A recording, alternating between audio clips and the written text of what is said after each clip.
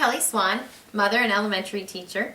Before I was an elementary teacher and did a lot of research on reading, I read with my girls, but I wasn't always quite sure if I was doing the right thing. So I wanted to create a video for parents who want to be instrumental in helping their child learn how to read.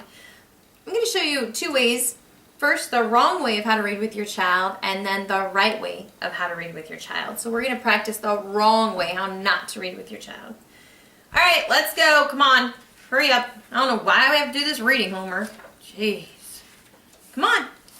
This is Sam. Sam sees a little boy. Come on, let's go. Boy. But the little boy take Sam. His name's Sam. Home.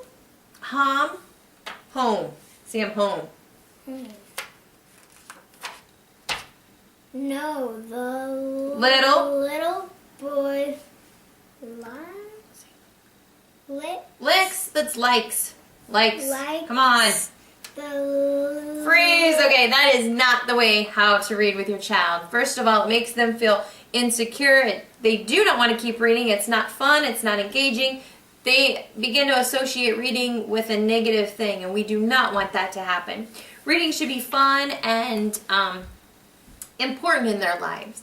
So what you want to do is you never want to give the child the word right away. You never want to stop them right in the middle, right after their mistake. You want to let them finish the sentence, and then you can ask questions so that they really are the problem solver in the reading. You don't want to always have them looking at you to give them the answers. You want them to be the problem solver, and you want them to be using strategies that they can use in their reading. All right, so we're going to try this again. This time, how to read with your child at home.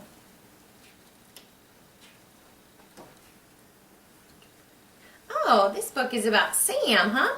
Sam looks like a fun dog. Shall we read to see what happens with him? First thing you want to do is have a positive attitude, and you want to pick a spot where you and your child will have time to concentrate. So you want to kind of quiet, you want to be sitting next to each other, and when they're able to concentrate and focus, it's going to be a lot better for them. This is Sam. Sam sees a little boy. Well, the little boy takes Sam home. Okay. You said Sam sees a little boy. Does that make sense? No, I've never heard a little boy. But if we look at this boy, what might he be? Not little, but Little. Let's see. Does that make sense there? This is Sam. Sam sees a little boy. Were you right? Yeah, good job. I can read it with my finger, make sure it fits. Little boy. Good job. Go ahead. Well, the little boy takes Sam home. Well, the little boy takes Sam home. Were you right? Try again. What makes sense there? Well, the little boy takes Sam home. I like how you got your mouth ready and then, oh yeah, that would make sense. Good job. I see a question there, so I'm going to go ahead. If I was reading this and I saw a question, I want it to sound like a question. Will the little boy take Sam home? You try. Will the little boy take Sam home? There is nothing wrong with being a good role model for your child. So when they read a sentence that maybe doesn't sound quite right or it's real choppy, read it to them after they've had a chance to give it a shot. Read it to them how a fluent reader would read, and then let them practice. Modeling is an excellent tool for reading fluently. All right, Megan's going to go ahead and read this book throughout, but I'm going to give you some ideas on what to do when your child comes to a tricky word. First, look at the pictures. Sometimes the pictures can really help on those tricky words, and just say, look at the picture. Can the picture help you? The next one, get your mouth ready. Lots of times when a child gets stuck, they just don't know what to do. When you say get your mouth ready, they're going to begin the sound with the beginning letter. So in the word little, you'd say get your mouth ready, little. Okay? The next thing you can do is stretch the word out. You may know it as sounding it out, but actually you want to stretch that word, pretend there's a rubber band on it, stretch and pull that word out so you're hearing all the sounds, and then put it back together and say the word again. Chunk the word. if you can find a smaller word and a bigger word, that really helps your child feel like they know what they're doing. So I might say, can you find it? Or you know part of that word, and show them what part they know. And then once they get a chunk, they can put the other sounds together to get the word. Sometimes they just, sounding it out, stretching it out, just isn't going to help. There's some crazy words in our language. So you might say skip the word and see what makes sense. So skip over the word, read to the end of the sentence, and see what would make sense there. So once they skip the word, get their mouth ready on that word, they would be able to know what makes sense there. And then sometimes we just need to try that word again. What makes sense? Now, does that make sense? Let's try it one more time. And the second time, usually the child gets it. The key is to ask good questions. Ask those questions. Not you do the work for them, but they do the work. And by doing that, you just kind of become a coach on the sideline, showing them how you might figure out that word. Okay, Megan's going to go ahead and finish reading it like a fluent reader would. Now, the little boy licks the little dog. Sam is Cad. Sam is Cad. Does that make sense? No, look at the picture. What does it look like Sam is? Let's get our mouth ready and try that again. He's sad. Yeah. Can you read that sentence for me one more time? Sam is sad. Good job. Okay, go ahead. No, the... Now just read. Sam sees a man. Will the man take Sam home? Great job on that question. No, the man likes the big dog. Sam is sad. Sam sees a woman. Will the woman take Sam home? What do you think? Do you think she's going to take him home? No.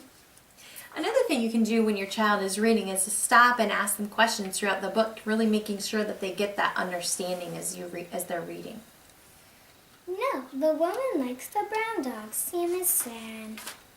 Sam sees a little girl. The little girl sees Sam. Will the little girl take Sam home? What do you think? You think so? Last page. Why? Oh, because it's the last page. That makes sense. Yes, Sam is happy. All right. Good job, Megan. You did a really nice job reading that story for us. The next thing when you're finished with the story is make sure that you ask your child a couple questions. The best thing you can do is have them retell the story and then ask them some questions that you don't have a yes or no answer to. Like, who might you recommend this book to for reading? Or who do you think would like this book? Or does this remind you of something in your life? So getting them to connect this to the story or think beyond the story is very important as well. Can you retell that story to me? What happened in the beginning? And Well, Sam saw all these people, but all the other people liked other dogs. But then there was this little girl that liked Sam and took Sam home. Oh, so you would say how does this story end? Happy. It's a happy ending. I like happy endings, don't you? Kind of sounds like a fairy tale, doesn't it? Who would you recommend this story to?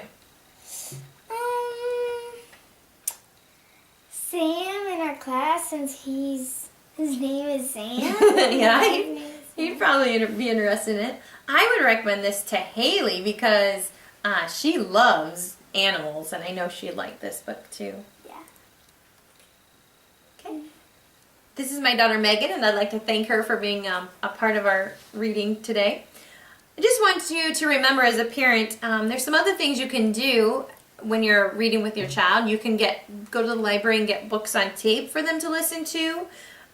You can, once your child has a book down pat and they practice it and they are doing a great job with it, it may sound like memorizing to you, but it's actually helping them be a more confident reader. Once they feel like they can read something and they know they can read it, then it helps to build self-esteem.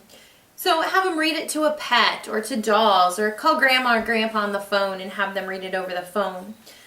Another thing you want to do is let them choose books of interest. I'm a firm believer that every kid is a reader. We just have to hook them on the right kind of books. The sooner you get them hooked on books, the better off it is. Also, don't forget to read to your child. Even if it's a book that they've read over and over again and you're kind of sick of it, they love that book and love that story, and just having that time to hear you read to them is fabulous.